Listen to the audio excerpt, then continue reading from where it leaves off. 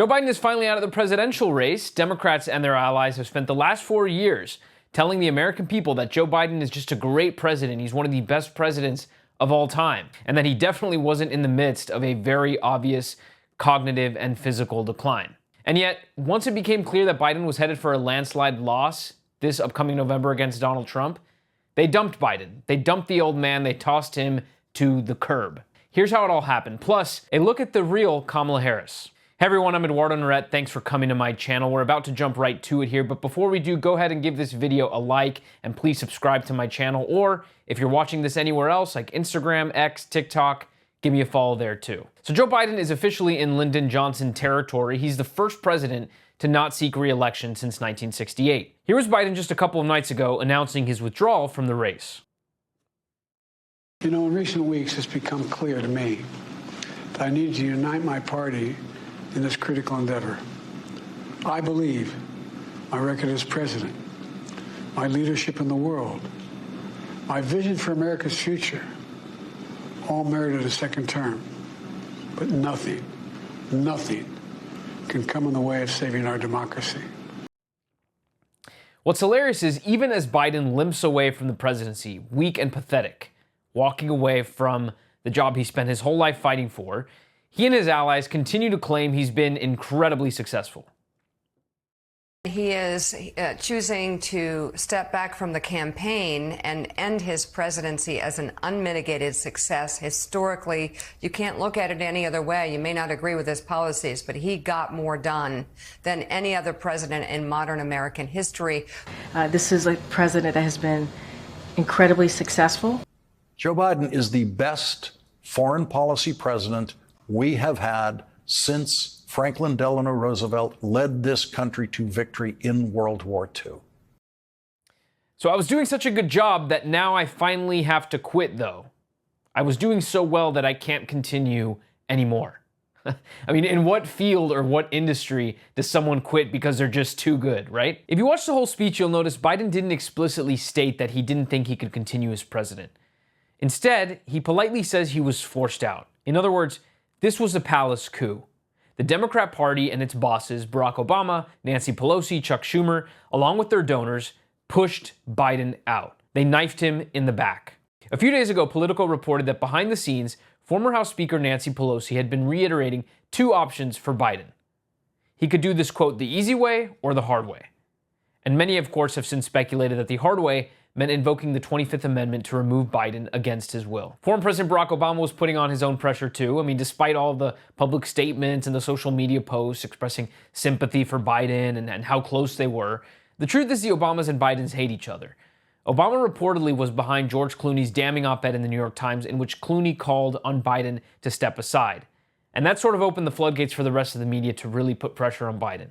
And interestingly, after Biden announced he was stepping down over the weekend, the Justice Department leaked that it had finally discovered previously missing transcripts between Joe Biden and his biographer, which was key evidence that was central to the criminal investigation into Biden's handling of classified documents as vice president.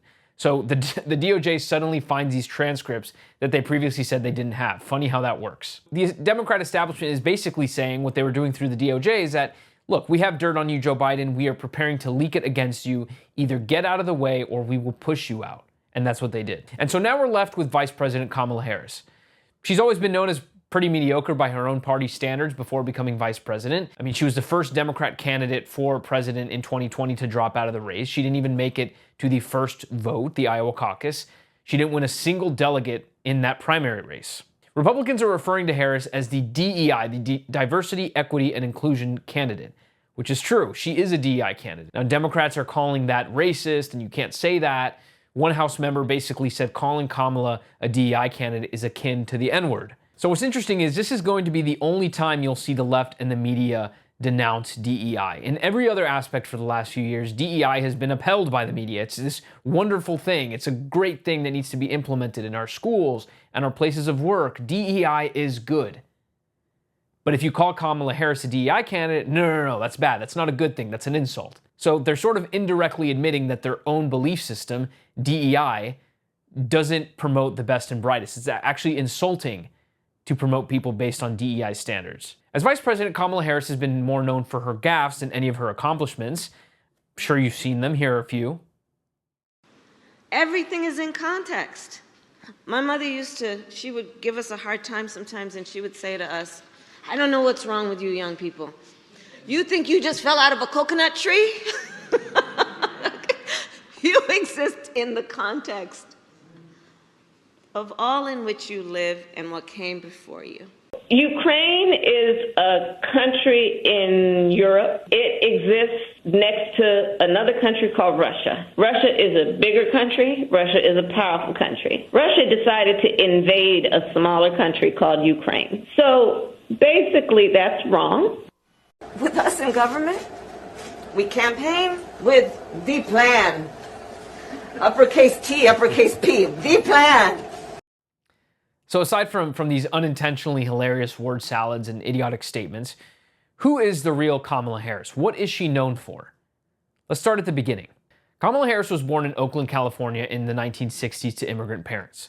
Her mother's from India and apparently came here as a grad student, and her father's from Jamaica. Growing up, Harris bounced around the country following her parents' work wherever they found work.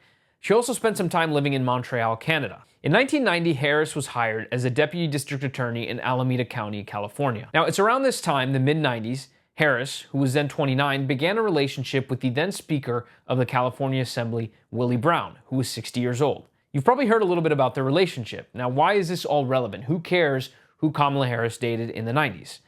Well, Brown was a prominent politician in his own right, and he was still legally married. And more importantly, the relationship helped shape Kamala Harris's political career. He helped get her political start. As Speaker, Brown appointed Harris to 2 state commissions. He also helped her run for district attorney in San Francisco when he was mayor. Mentioning Harris's relationship with Brown and the fact that she got her political start thanks to him, thanks in part to the man she was sleeping with, is now being called a sexist attack. You cannot notice that the guy Kamala Harris was sleeping with helped her get ahead. But for what it's worth, Brown hasn't denied this himself. He actually admitted it.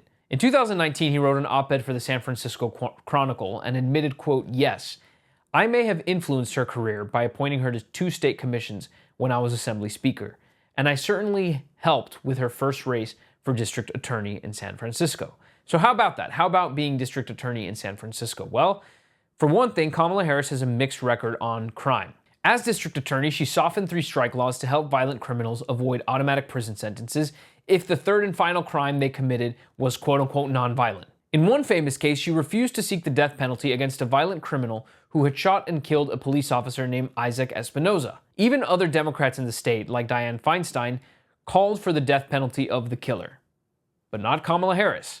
Espinoza's wife said this of Harris's decision, quote, she had just taken justice from us, from Isaac. By 2010, Harris was the Attorney General of the state of California. And in that role, she continued her habit and her practice of protecting and releasing violent criminals, something that she'll do for the rest of her career. As Ann Coulter recently noted on her Substack, as Attorney General, Harris misled voters about a ballot initiative called Proposition 47. As Attorney General, it was Harris's office that was tasked with summarizing and titling the initiative for the public's understanding. So what title did Kamala Harris come up with? She called Proposition 47 the Safe Neighborhoods and Schools Act. But Proposition 47 was anything but. It reclassified felonies like shoplifting, forgery, fraud, and drug use to simple misdemeanors. And now, thanks to Proposition 47, California is now the capital of shoplifting. Criminals routinely commit smash and grab organized robberies. You've probably seen the videos on social media. And as Coulter noted in her piece, quote, last year, Los Angeles, Oakland, and San Francisco topped the list of the U.S. cities with the most retail theft. That's according to the National Retail Federation. In other words, Kamala's Safe Neighborhood and Schools Act, it helped turn California into the crime-ridden shithole it is today. After Prop 47, Kamala then misled voters again in its follow-up, Proposition 57.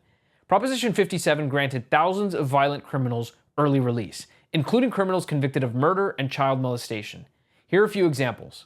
A man named Smiley Allen Martin was freed from prison after he had punched his girlfriend, dragged her from her home by her hair, and whipped her with a belt. He served less than half of his 10-year sentence thanks to Proposition 57. But yeah, Kamala Harris, she's the pro-woman candidate. She really cares about women. Here's another criminal released by Proposition 57, Gregory Gadlin. Gadlin was a convicted rapist and child molester who was serving 35 years in prison. He had once viciously assaulted his girlfriend with a 7-inch knife and stabbed her repeatedly, leaving her with injuries of limited mobility and scars all across her body. So again, Kamala Harris, a history of defending violent criminals over innocent Californians. That same year, Kamala Harris was elected to the U.S. Senate. According to GovTrack, a website that ranks voting records in Congress, Kamala Harris was the most liberal senator in the country in 2019. That put her even further left than socialist Bernie Sanders and Elizabeth Warren. What did Kamala support that was so left-wing? Here are just a few of her craziest policy proposals. As senator, she supported the Green New Deal, which, in the name of saving the planet, called for job guarantees for every single person, called for a national healthcare system. On top of that, Harris herself called for spending $10 trillion to reduce carbon emissions in this country. $10 trillion. She also endorsed banning fracking, abolishing ICE, providing universal healthcare to illegal immigrants. I mean, what's amazing is that this is all on tape for the American people to see and judge for themselves. Watch. I am prepared to get rid of the filibuster to pass a Green New Deal. There's no question I'm in favor of banning fracking. Would you ban offshore drilling? Yes. What is the solution for voters in the fossil fuel industry? Giving the workers an ability to transition. We're not going to treat people who are undocumented and cross the border as criminals. That's correct. Raise your hand if you think it should be a civil offense rather than a crime to cross the border without documentation. Abolish ICE. Yeah. Is that a position you agree with? And we need to probably think about starting from scratch. So for people out there who like their insurance, well, they don't get to keep it. Let's eliminate all of that. Let's move on. I am opposed to any policy that would deny any human being public health, period. And to top off her history of supporting violent criminals, when Kamala Harris was senator during the 2020 Black Lives Matter riots, she helped raise money for the Minnesota Freedom Fund, which was an organization that helped post bail for criminals who had been rioting in the streets. According to the Washington Free Beacon, Harris was actually still doing this as of last week. Her efforts helped get a man named Sean Michael Tillman free from jail. He had been jailed for indecent exposure and criminal sexual conduct, and after his release, who could have guessed, he returned to his life of crime. He shot and killed someone to death in St. Paul, Minnesota. The Minnesota Freedom Fund also helped secure the release of a twice-convicted rapist named Christopher Boswell, who ended up assaulting several additional women after his release. Again, Kamala Harris, she's a pro-woman candidate. You have to vote for her if you're a woman because she could be the first woman president. And lastly, Kamala Harris's record as vice president. It's filled with failures, but I'll just leave it at this. Just weeks into his tenure as president, Joe Biden announced that Kamala Harris would be put in charge of the U.S. southern border. I've asked her, the VP today, because she's the most qualified person to do it, to lead our efforts with Mexico and the Northern Triangle. It's not her full responsibility and job, but she's leading the effort because I think the best thing to do is to put someone who, when he or she speaks, they don't have to wonder about, is that where the president is? When she speaks for me, doesn't have to check with me, she knows what she's doing, and I hope we can move this along. So he made Kamala border czar. And what did she do? Kamala Harris helped oversee the worst border invasion in the history of this country. More than 10 million foreigners have crossed the U.S. southern border under her watch. And that's just the number of those who were actually caught. So if you doubt any of this, look it up for yourself. And the proof is in the reaction from the media.